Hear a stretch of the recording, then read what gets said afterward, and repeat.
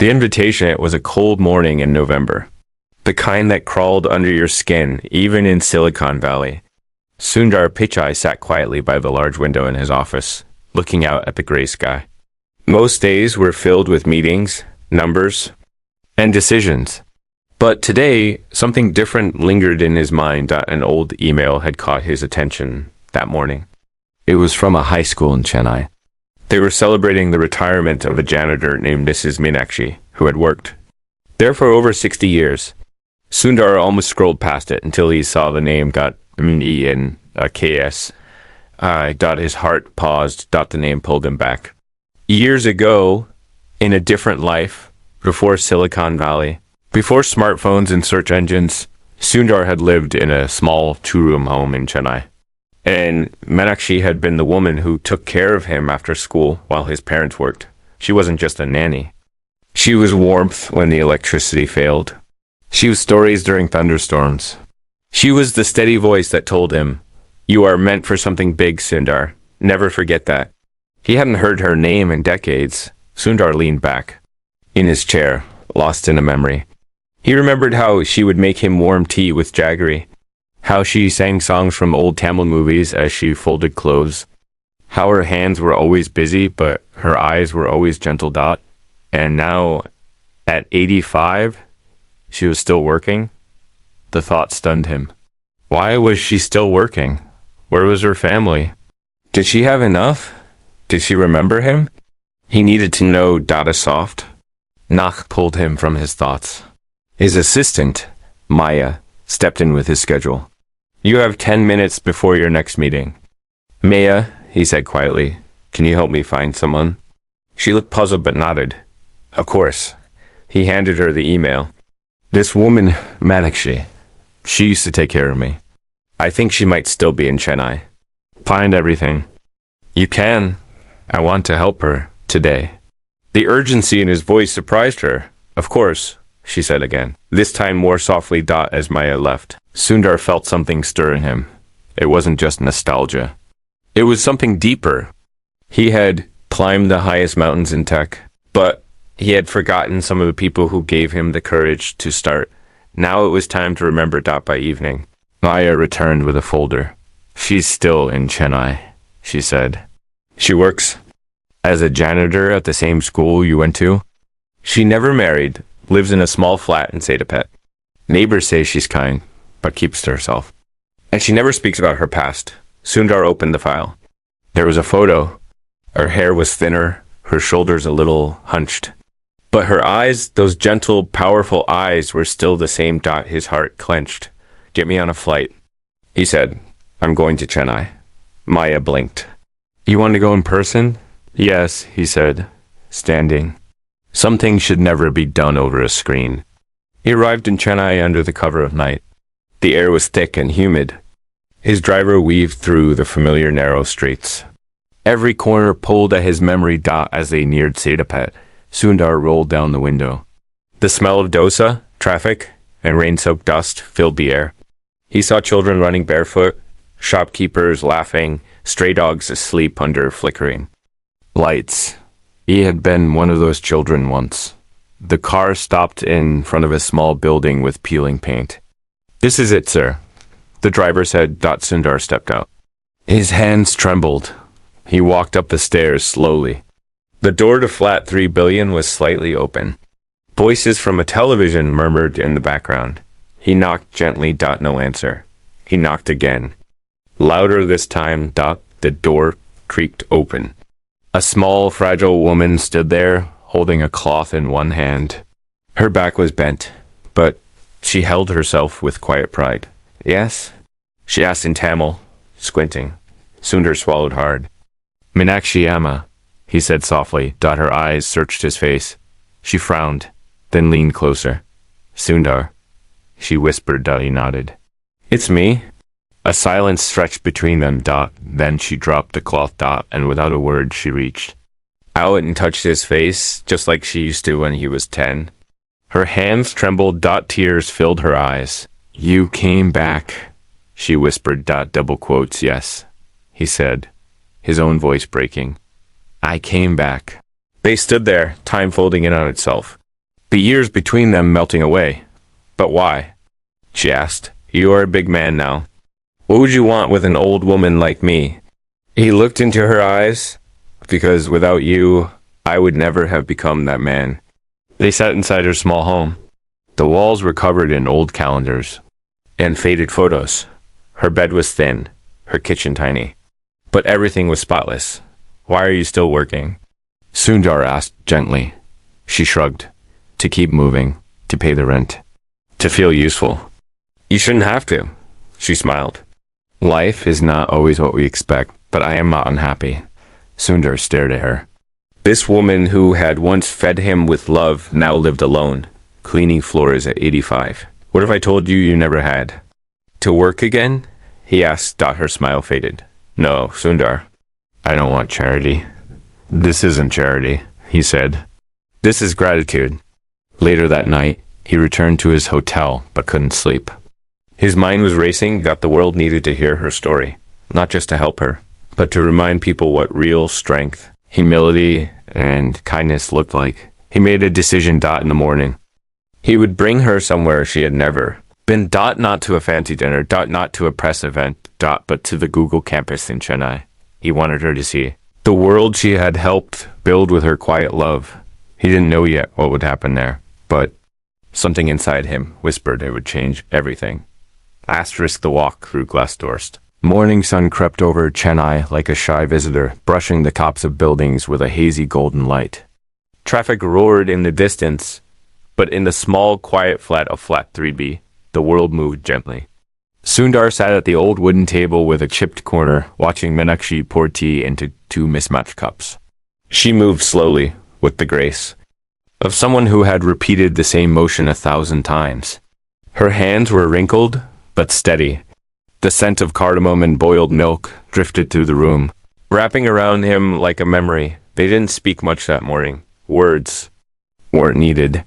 The silence between them was soft and full, like an old song playing in the background of their thoughts. Sundar noticed every small detail, how she wiped the table even though it was already clean, how she folded the ends of her sari with care, how she placed his cup on the right side, just like she used to when he was a child. She hadn't changed. Inside, not really.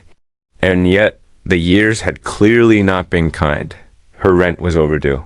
Her back ached. She hadn't visited a doctor in years. And despite her pride, there was a quiet sadness in her eyes. The kind that came from knowing you had given everything and received little in return. Sundar knew, now more than ever, that his decision had to go beyond a visit. This was about restoring dignity, not just for her, but for every forgotten person who had built greatness in others, silently, and without applause. After breakfast, he gently told her about his plan. Amma, he said, using the respectful word for mother, I want you to come with me today. Just for a few hours. She looked up from her tea. Where? To my office, the Google campus. Her brow furrowed. Why would I go there? I'm just an old woman, Sundar. What would they think? He smiled. They'll see what I see. Someone who shaped the beginning of my story. She chuckled, shaking her head. People like me don't walk into glass buildings with guards and lights and computers. That's exactly why you should. For a moment, she hesitated. Then, with a small nod, she agreed. Getting her ready took longer than expected. She hadn't worn her best sari in years. Sundar helped her fold it properly, remembering how she used to do the same for him when he wore his school uniform crooked. When she looked in the mirror, her eyes softened. Do I look okay? She asked. You look like the most important guest that campus has ever had, Sundar replied. The ride there was quiet. Chennai sped past them, buzzing auto rickshaws, school children walking in groups, street vendors frying snacks. Meenakshi watched it all with a kind of awe, as if the city had grown taller and faster while she stayed still. When they finally pulled up to the entrance of the Google building, she leaned forward, eyes wide. It was a towering structure of steel and glass, modern and gleaming. Security guards stood at attention. Staff hurried in and out with coffee cups and laptops, some speaking into headsets, others laughing in small groups. Meenakshi tightened her grip on her purse. I don't belong here. Sundar, she whispered. Yes, you do, he said, opening the car door and offering her his arm. As they stepped inside, something remarkable happened. People began to notice her. At first, just glances, then curious smiles. They saw the older woman in the crisp sari walking beside the CEO. Sundar hadn't told anyone in advance. This wasn't a publicity stunt. But news spread fast. Employees messaged one another. Word traveled from floor to floor, and soon people began to gather along the hallways, wondering who she was. Meenakshi walked slowly, eyes darting from the glowing screens on the walls to the glass rooms filled with engineers. Every few steps, someone would greet her. Namaste, ma'am, they'd say. She'd nod shyly, unsure of what to say back. They reached Sundar's office, but instead of sitting her down for a private chat, he led her into the auditorium, and that's when she saw the crowd. Hundreds of employees were waiting. No cameras. No media, just people curious, respectful, waiting quietly. Sundar stepped onto the small stage and took a breath. Today, he said, I want to introduce you all to someone who changed my life. The room was still. This is meenakshi, Amma. When I was a child, my parents worked long hours, and every evening, this woman cared for me. She fed me, kept me safe, told me stories when I was afraid, and never once asked for anything in return. She believed in me before anyone else did. He turned to her. And now I want you all to see her. To honor her. Because this campus, these innovations, none of it happened without people like her, who build the foundation without expecting recognition. The audience stood and clapped. Me and AKs. I looked around, confused at first, then overwhelmed. Her lips trembled. She clutched the edge of her sari, eyes brimming with tears. I don't understand, she whispered. Why are they clapping for me? Because you matter, Sundar said. Someone brought a chair for her. Someone else brought her a warm drink. Young employees came one by one, introducing themselves, shaking her hand, thanking her. Many had tears in their eyes. One said, my grandmother was like you. She raised me while my parents worked. Thank you for reminding me of her. Meenakshi sat silently, absorbing it all. A quiet storm of emotion behind her gentle eyes. After the visit, Sundar and Meenakshi went to a quiet cafe nearby. She didn't speak much. Just held her cup and looked out the window. Finally, she said, I thought my life was small. He shook his head. Your life was the beginning of something huge. She looked at him, her eyes soft and far away. I'm tired, Sundar. Tired in a way that tea and rest don't fix. He knew what she meant. Then rest, he said gently. Not just for a few hours. I want you to retire fully. You've worked enough for 3 lifetimes. She shook her head. No. I've seen what happens to people like me when they stop working. The world forgets them. I won't let that happen. She smiled. You say that now? I mean it, he said. Let me help you. A new home, a caregiver, anything you need. You deserve peace now. She didn't answer right away. But he saw something in her eyes, something shifting. For the first time, maybe she believed him. As they walked back to the car, something strange happened. A boy, maybe 9 or 10, was standing by the corner of the street, selling flowers. His shirt was too big, his face too thin. He stared at them. Me in that case, what's your name? She asked the boy. Karan, he said quietly. Where? Are your parents? My mother works in a hotel. My father left. I sell flowers after school. Meenakshi reached into her purse and handed him a small packet of food she had packed earlier, but never ate. Eat this, she said softly. Karan took it with wide eyes and ran off. She watched him go, her face clouded. There's so many more. Like him, she whispered. Sundar looked at her. And in that moment, a new idea began to form in his mind. What if her story wasn't just about remembering the past? What if it could build a better future? He didn't know yet what shape it would take, but the thought burned brightly in his chest, and it would change everything. The seed of something greater had rained the night before. Not the soft drizzle that dusted windows and made the leaves glisten, but the kind of sharp, heavy rain that soaked through shoes and soaked into the bones of the city. Puddles dotted the streets of Chennai, reflecting the dull morning light like fractured mirrors. Inside the hotel room, Sundar stood by the window, watching the city come alive again. Honking scooters wove through traffic. School children jumped over muddy potholes, and vendors pushed carts piled with fruit under blue plastic sheets. But Sundar wasn't looking at any of that.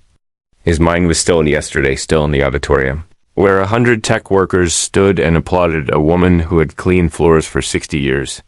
He couldn't stop thinking about the way Meenakshi had looked at the crowd, as if she were seeing something she didn't believe she was allowed to see. And more than that, he kept replaying that brief encounter with the boy Karen, the child with the oversized shirt and solemn eyes who sold flowers on the corner. Meenakshi hadn't spoken much after that moment, but the way she had looked at the boy with a deep, quiet ache stayed with Sundar. It was the same look she used to give him back when he came home tired from school, worried about not having enough or being enough. It was a look of fierce love and quiet pain. She had once lifted him out of that struggle, and now there were 1,000 other little boys standing on corners, waiting for someone to do the same. By noon, he made a decision. One that would change not only Meenakshi's life, but the lives of countless others. He picked up the phone and called Maya. I need a full team. This can't wait, he said. Maya didn't ask questions. She had seen a shift in him ever since he stepped foot in Chennai. The CEO who used to chase time was now chasing something more human, more urgent.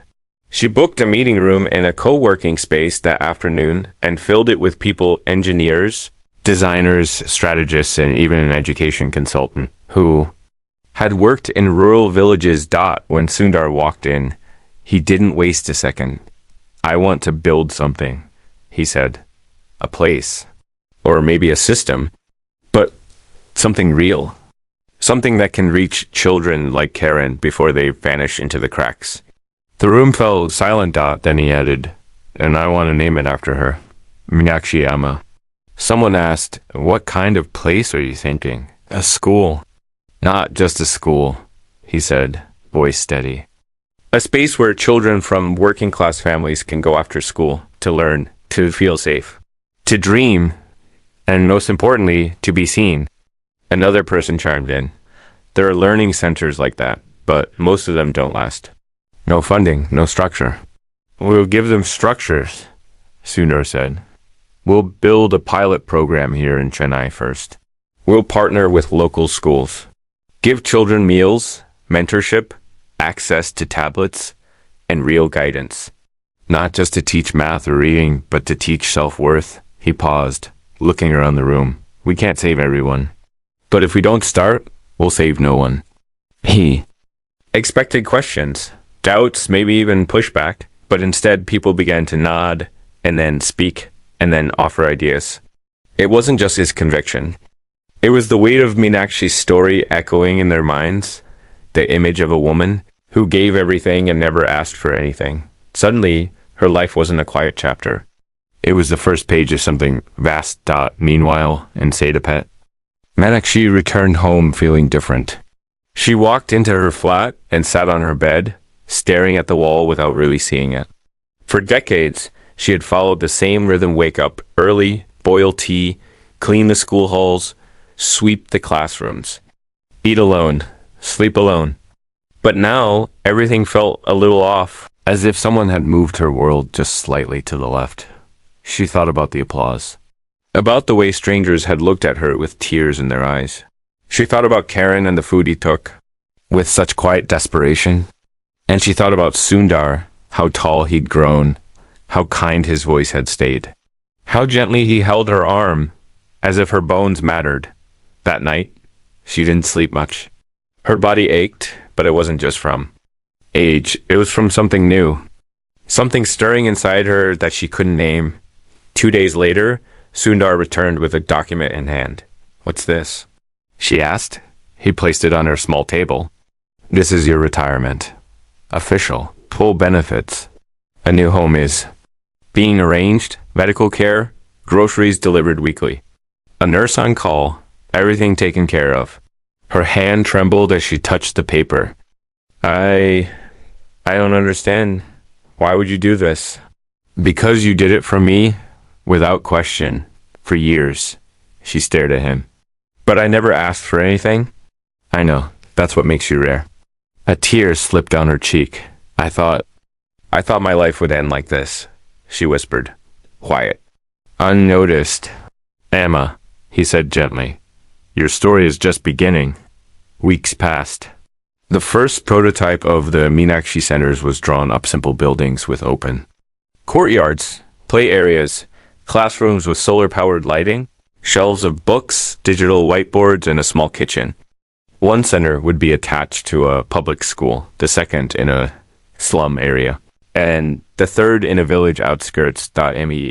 MEENAKSA. I, now living in a cozy flat with a rooftop view of trees, was asked to visit the first site. When she walked into the half-built space, surrounded by curious workers and dusty scaffolding, she stopped in her tracks. On the wall was a mural, her own face, painted in soft strokes, her hands holding a bowl of food, surrounded by children smiling up at her. Beneath the mural, in Tamil, were the words, "Love begins with the unseen." Me in the case. I looked at Sundar, and for the first time in all the years he had known her, she couldn't speak. She simply held his hand and closed her eyes.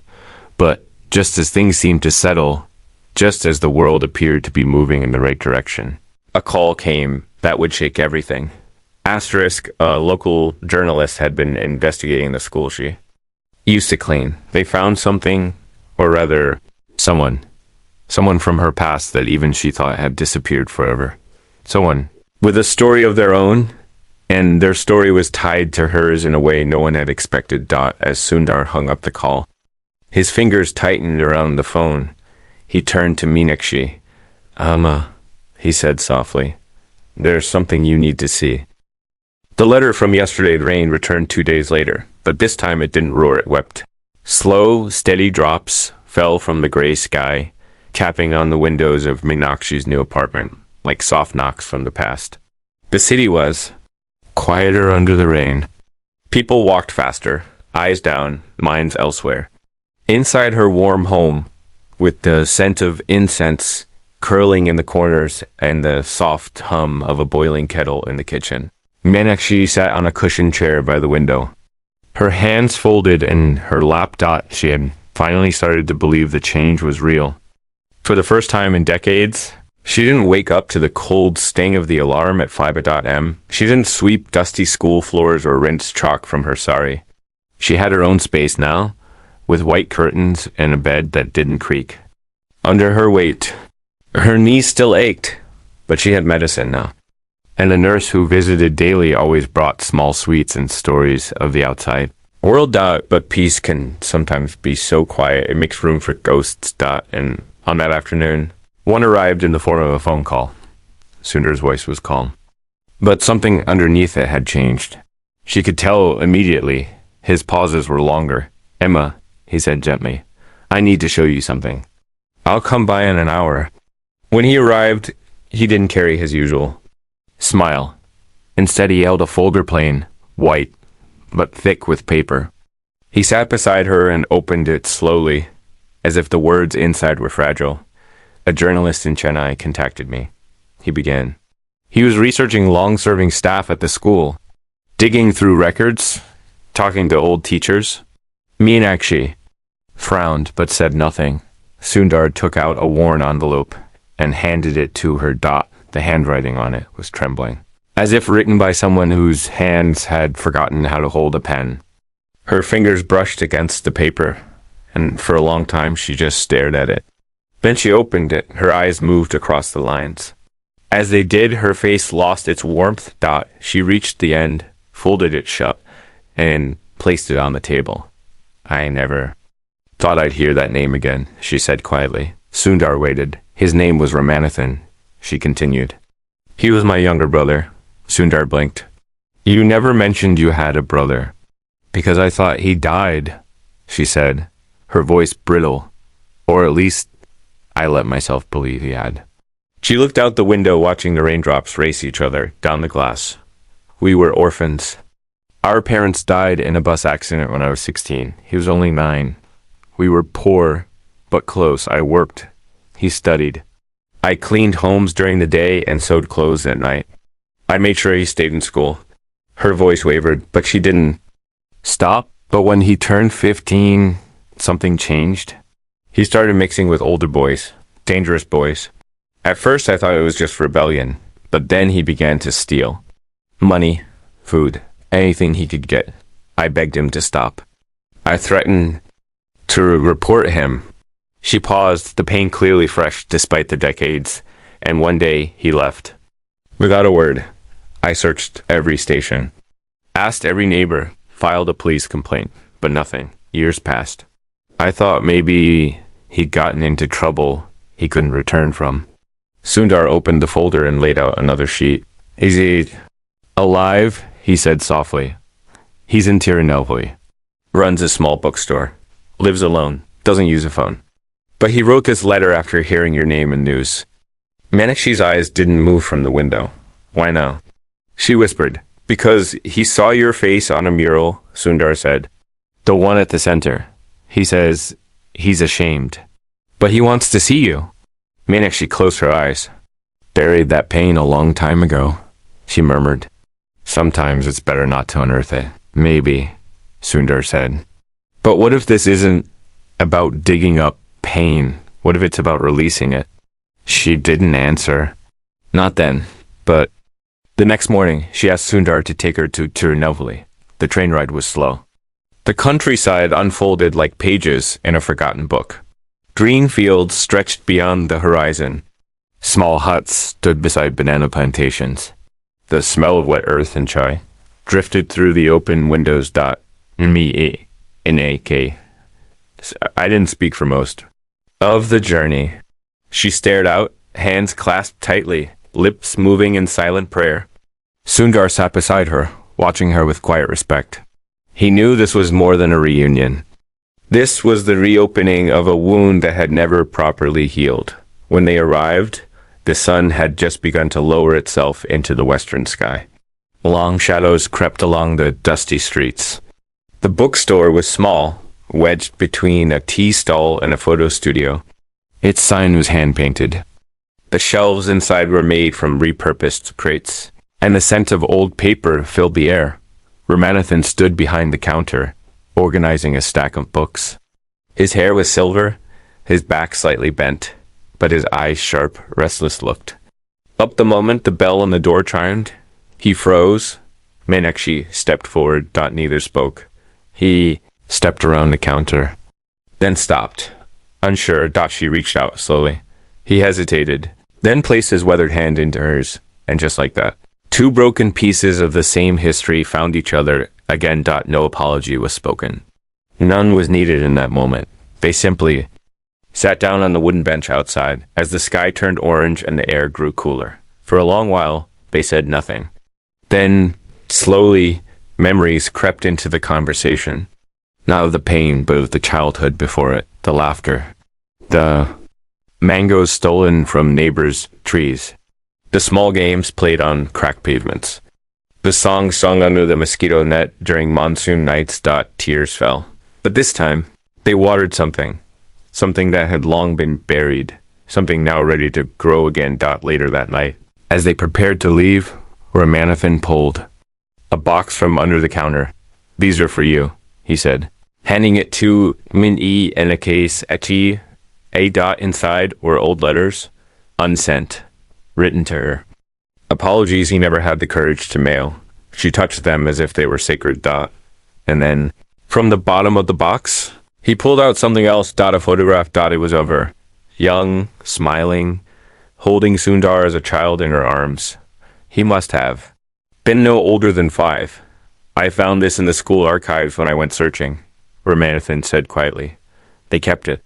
I thought you should have it. Meenakshi held the photo close to her chest, and for the first time in many years, she allowed herself to feel whole. But even in that moment of healing, Sundar knew something else had shifted. This journey had awakened something new in her, a question that would soon follow, and with it, a choice that could change everything he had planned. Asterisk, the decision tonight air interiorly carried a softness that wrapped around the trees and buildings like a lullaby. Streetlights cast warm glows on the quiet roads, and the scent of jasmine drifted through the open windows of homes where children slept and mothers whispered stories into the dark. Meenakshi sat on the balcony of a small guest house, her brother, asleep inside, his breathing deep and steady, like waves brushing a quiet shore. The moon hung low, glowing like a silent witness to the night's conversations. She held the photograph gently in her lap, the one of her younger self holding a small boy in her arms. Sundar at 5, his eyes bright with curiosity, hers filled with quiet strength. For the longest time, she just looked at it, not remembering the moment it was taken, but remembering what it felt like to live in that moment.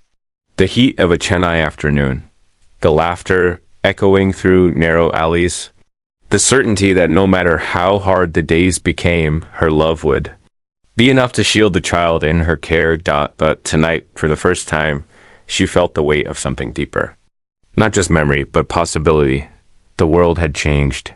She had been pulled out of the rhythm of survival and into something much bigger. A home, a legacy, a mural with her face. And now, the name Meenakshi Center being spoken by children in distant neighborhoods. Yet even as her life was blooming in ways she never imagined, something inside her stirred restlessly. It was not satisfaction. It was not pride. It was purpose. And it was growing louder. The next morning, Sundar found her already awake, dressed, and waiting by the door.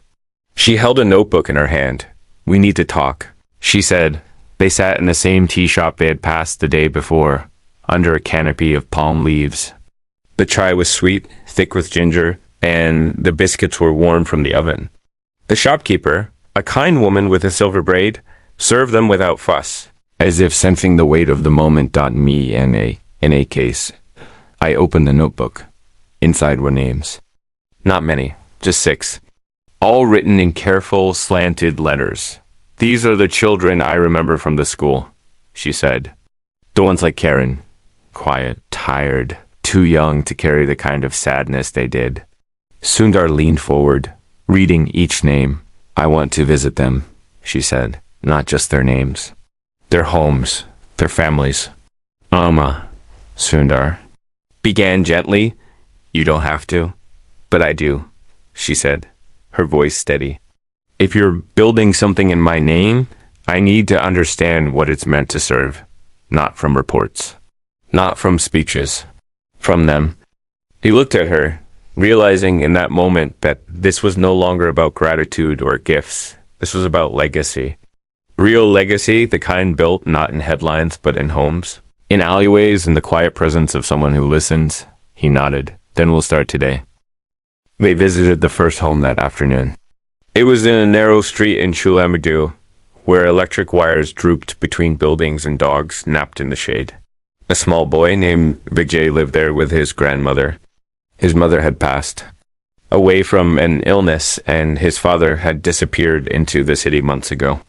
Vijay didn't speak much at first, but when Meenakshi sat on the floor beside him and offered him a piece of fruit, his eyes lifted. She asked him about school. He shrugged. She asked about his favorite game. He smiled slightly. She asked if he ever felt alone.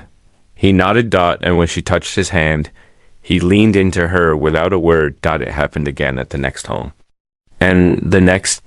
Each child a different story, yet the same thread ran through them, all neglect, silence, and a quiet longing to be seen. Naksa. I didn't pity them. She listened. Sometimes for hours. And at the end of each visit, she wrote in her notebook thoughts, ideas, questions, not with the intent of saving anyone, but with the clarity of someone who understood the true depth of forgotten lives. That evening, as they returned to the guest house, she turned to Sundar and said something that changed everything. "I don't want to just be the face of this project," she said. "I want to lead it." He looked at her in surprise. The work is intense. There's travel, decisions, meetings. I don't mean from an office," she said. "I mean from the ground." I want to visit every center, meet the children, train the women who will care for them. I've lived in silence long enough. Now I want to build something with my own hands. Not for me. For them. Sundar felt a strange tightness in his chest, not from worry, but from awe. Then we'll do it together, he said. Not just together, she replied. I want to bring others with me. Women like me, retired caregivers, school ayahs, widows, women who are overlooked but still full of heart. Her eyes burned with quiet fire. They think we're invisible, she said. Let's show them we are the roots. Plans changed. The model for the Meenakshi centers evolved overnight. No longer just after-school spaces, they would now include a program called Amma Circles, networks of elder women who would mentor and care for children, passing on wisdom, offering stability, creating warmth in places where there was none. These women would be paid, respected, and trained, no longer hidden figures behind the scenes, but pillars in front of them. Word spread quickly. Local women began writing in. Retired teachers, midwives, cooks, widows who had raised children and now lived alone. They sent letters, sometimes delivered by hand with trembling handwriting and tear-stained envelopes. I thought my life had ended when my son moved away. Now I want to give what's left of my time to someone who needs it. I have nothing, but I can sit with a child and tell them they are loved. Thank you for remembering us. Meenakshi read every letter. Sometimes with tears. Sometimes with laughter. Sometimes in complete silence. And Sundar, for all his power, all his influence, sat beside her and learned that no algorithm could measure the value of a gentle touch. No innovation could replace the strength of quiet women who had held the world together from behind curtains and broom handles. He learned that real leadership sometimes meant stepping back, watching someone else rise, and making space for them to lead. But just as the new chapter began to take shape, a letter arrived at the office. Unsigned. Handwritten. Delivered by courier. It contained only a single line. You don't know what she did. No return address. No clue who had written it. When Sundar showed it to Meenakshi, she stared at it for a long time, and then, very quietly, she said, "There's something I never told you. Something I hoped would never come back." Her voice broke. "But maybe it's time." Sundar sat back.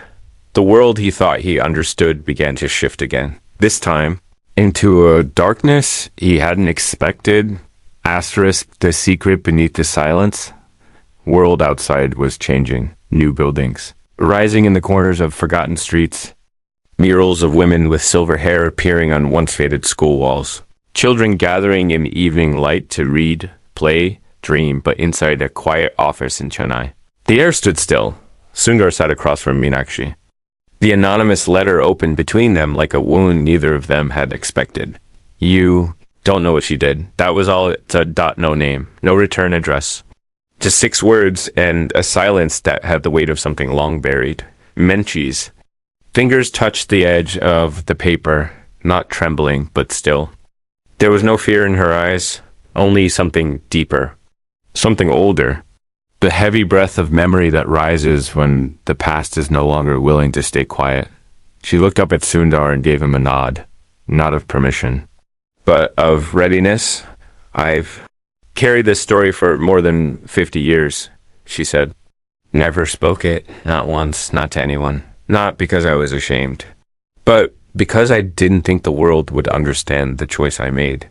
She leaned back in the chair, her eyes cast far away, not to the walls of the room, but to the dusty streets of her childhood. Before I came to your home, before I worked at your school, I was somewhere else. I was 17, newly alone, hungry and angry. I had no job, no place to sleep. I wandered through temples on the day, and at night I would sweep the steps just to feel useful. Her voice didn't waver. It didn't crack, but it carried the weight of years unsaid. One night, I found a baby on the temple steps, no more than a few days old, wrapped in a torn cloth. No sound. She paused. I didn't call the police. I didn't run for help. I picked the baby up, held it to my chest, and walked away. Sundar's eyes searched hers. Not for guilt, but for the reason. I named her Jaya. Meenakshi continued. I raised her for 5 years. I worked wherever I could. Cleaned houses. Washed clothes in rivers. Begged sometimes when food ran out. But Jaya was always fed. Always warm. Always held. Her eyes softened. Then one day, I came home from work, and she was gone. No sign. The neighbors said nothing. A few days later, a woman came to my door. She was Jaya's birth mother. She had searched for her for years. Said she had left her in the temple that night out of desperation, but had changed her mind. She had tracked me down through the color of the cloth, through temple records. Meenakshi swallowed. She asked for her daughter back. She closed her eyes as if the memory of that moment was a living thing sitting in her chest. I refused. I told her Jaya was mine, that she didn't have the right. We fought. I cried. She cried. Harder. And in the end she took her. I never saw Jaya again. Sundar's voice, quiet and steady, finally broke the silence. The letter. Maybe it's from her, Meenakshi said. Or from someone who knew. Maybe they think I stole a child. Maybe they think I took something that wasn't mine. And do you think you did? Sundar asked me in a case. Actually, I looked out the window. I think I saved her. For 5 years, I saved her. Then I gave her back. Not because the law told me to, but because when I looked into her mother's eyes, I saw the same desperation that had once lived in me. Her fingers traced the rim of the teacup beside her. I didn't want to lose Jaya. But I couldn't let another woman lose the only thing she had left, so I stepped away. Tears welled in her eyes, but she didn't let them fall. I never knew if it was the right decision. Not really, but I hoped it.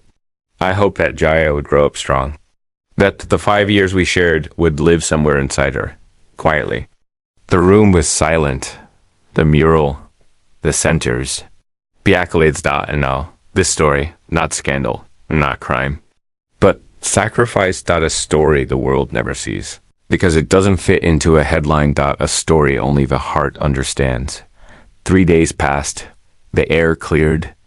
The letter faded from talk, replaced by construction updates, training schedules, and field visits But Sundar couldn't let it go. Not out of suspicion but out of hope So he made a quiet request. Maya found her She was living in Coimbatore a social worker, unmarried, mid-30s. Her name? Jaya Ramanathan. Sundar didn't tell Meenakshi right away. He wanted to be sure. He sent a request. Not a demand. Just a message. I believe you knew someone named Meenakshi Amma. She has never forgotten you. Would you be open to a meeting? The reply came within the hour. Yes. I have been waiting for that name my whole life. They met under the banyan tree at the first completed Meenakshi Center. It was sunset. The air full of dust and laughter. Children playing in the background. The scent of fresh dosas floating from the kitchen. The sounds of a tabla teacher instructing. A boy in rhythm. Me in Ekis. I stood beneath a tree, her hand on a cane, her heart thudding in her chest like it hadn't in years. And then Jaya. Tall, graceful, strong eyes. A little older than Sundar. She walked slowly toward me in a case. I didn't speak. Neither did Jaya. But Jaya reached out and placed a hand on her shoulder. I remember your voice. She said softly, when I was little, you used to sing me to sleep. I don't know the words anymore, but I remember the feeling. It felt like home. Meenakshi reached up and held her hand, the tears finally coming, warm and full and real. I never stopped. Wondering if you were safe, she whispered. I never stopped looking for you. Jaya replied. They sat together that evening, watching the children eat under strings of yellow light. Meenakshi's legacy had taken root. And now, a piece of her past had returned not to accuse, but to complete her. Sundar watched them from a distance. He felt something in his chest then. Not the pride of a CEO, not even the love of a grateful son, but the quiet awe of someone who had just witnessed the rarest thing on earth, a full circle.